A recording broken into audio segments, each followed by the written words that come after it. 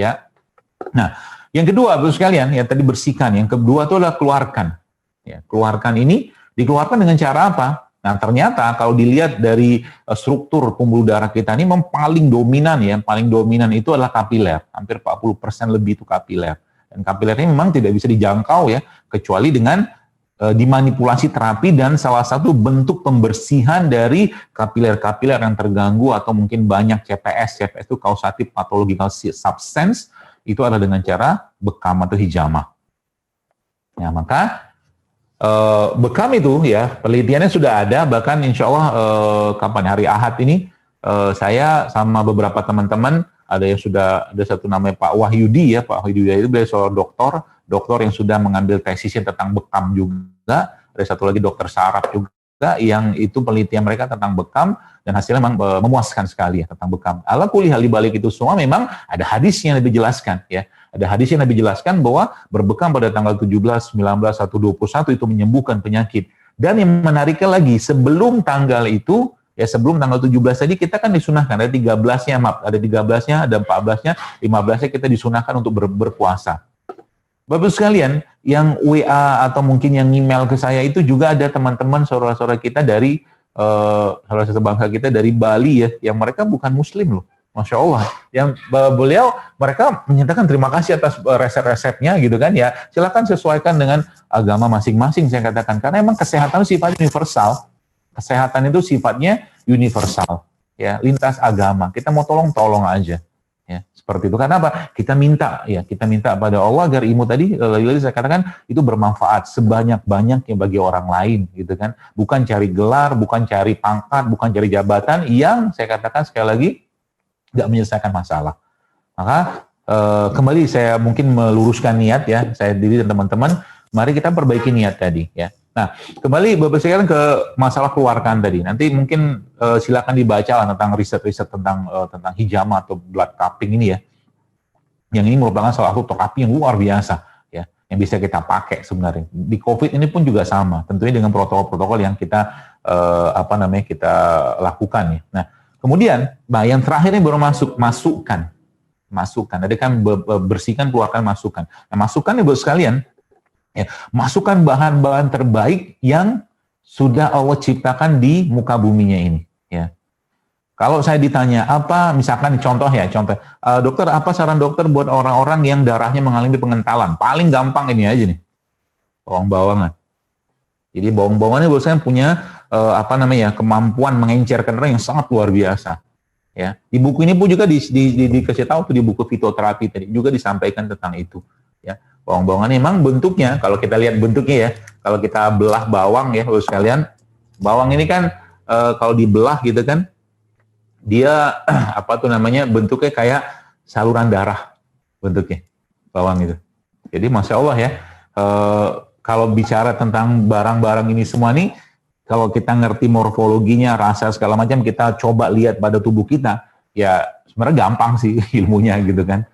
Dari rasa itu kita bisa dapatkan khasiatnya kemana, dari bentuknya juga sama, ya termasuk juga bentuk-bentuk kayak begini sebenarnya kan, kalau Anda lihat kan bentuknya hampir-hampir nggak beraturan ya.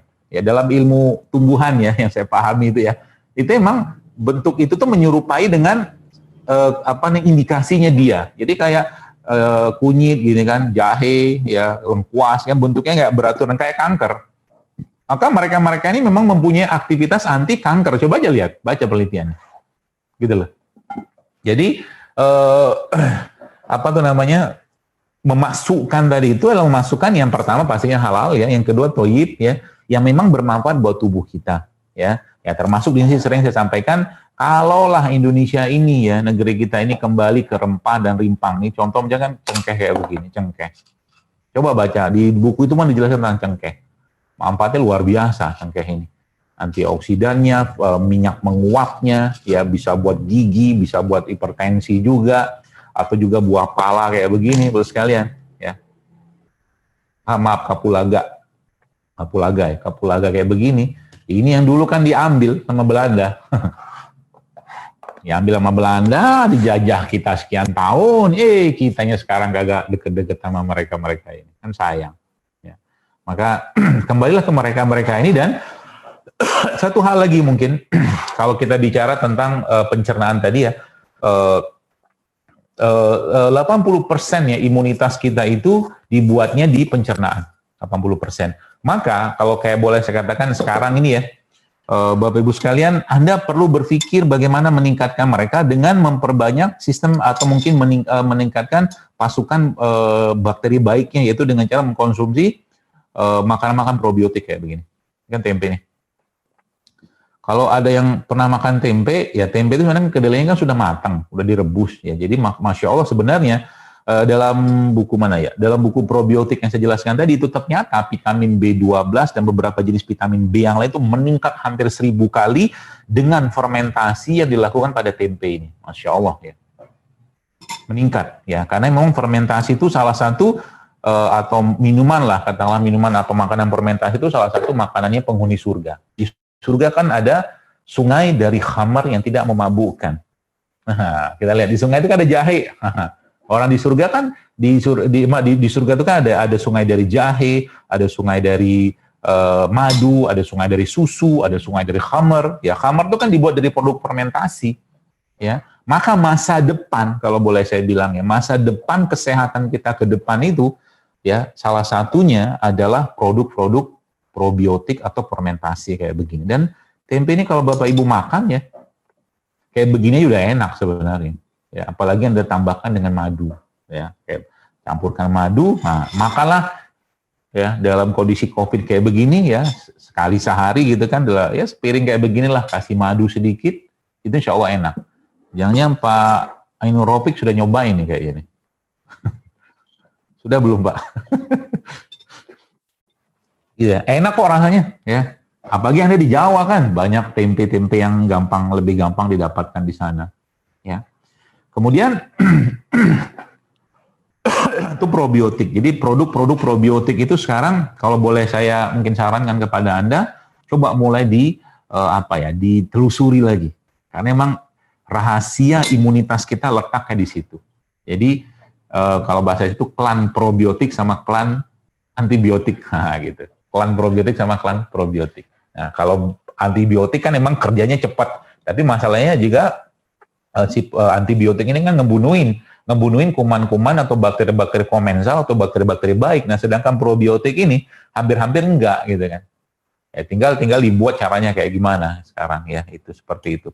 Nah, apa makanan-makanan mereka ini Bapak sekalian? Jadi makanan-makanan bakteri-bakteri tadi atau si probiotik tadi itu yang kita kenal sebagai prebiotik atau makanan yang mengandung oligosakarida. Yang kalau dalam para ilmuwan tuh mengatakan ya sebut dengan short chain fatty acid atau asam lemak rantai pendek. Dan ternyata asam lemak rantai pendek itu terbaiknya ada pada kurma. Jadi asam lemak rantai pendek itu sebenarnya terbaiknya ada pada kurma. Ya.